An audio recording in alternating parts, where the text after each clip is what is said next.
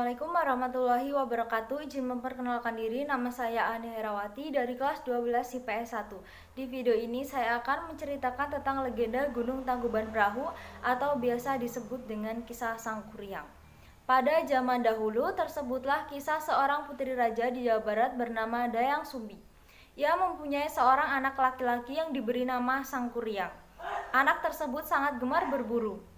Ia berburu dengan ditemani oleh Tumang, anjing kesayangan istana. Sangkuriang tidak tahu bahwa anjing itu adalah titisan dewa dan juga bapaknya. Pada suatu hari, Tumang tidak mau mengikuti perintahnya untuk mengejar hewan buruan, maka anjing tersebut diusirnya ke dalam hutan. Ketika kembali ke istana, Sangkuriang menceritakan kejadian itu pada ibunya. Bukan main marahnya Dayang Sumbi begitu mendengar cerita itu. Tanpa sengaja, ia memukul kepala Sangkuriang dengan sendok nasi yang dipegangnya. Sangkuriang terluka, ia sangat kecewa dan pergi mengembara. Setelah kejadian itu, Dayang Sumbi sangat menyesali dirinya. Ia selalu berdoa dan sangat tekun bertapa. Pada suatu ketika, para dewa memberinya sebuah hadiah.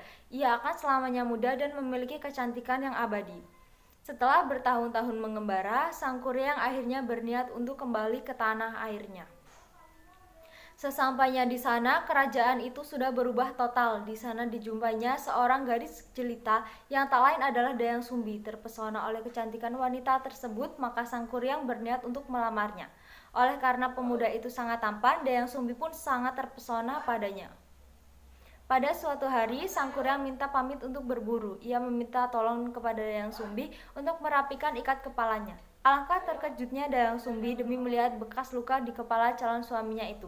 Luka itu persis seperti luka anaknya yang telah pergi merantau. Setelah lama diperhatikannya, ternyata wajah pemuda itu sangat mirip dengan wajah anaknya. Ia menjadi sangat ketakutan. Maka kemudian ia mencari daya upaya untuk menggagalkan proses peminangan itu. Ia mengajukan dua buah syarat.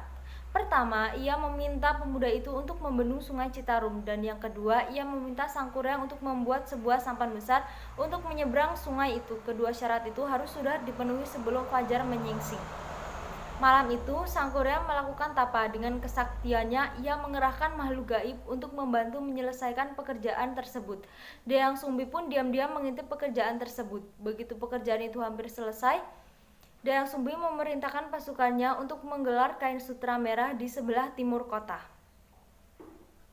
Ketika menyaksikan warna merah di timur kota, Sangkuriang mengira hari sudah menjelang pagi. Ia pun menghentikan pekerjaannya. Ia sangat marah, oleh karena itu berarti ia tidak dapat memenuhi syarat yang diminta Dayang Sumbi. Dengan kekuatannya, ia menjebol bendungan yang dibuatnya. Terjadilah banjir besar melanda seluruh kota. Ia pun kemudian menendang sampan besar yang dibuatnya. Sampan itu melayang dan jatuh menjadi sebuah gunung yang bernama Tangkuban Perahu. Demikian ringkasan cerita dari saya. Terima kasih. Wassalamualaikum warahmatullahi wabarakatuh.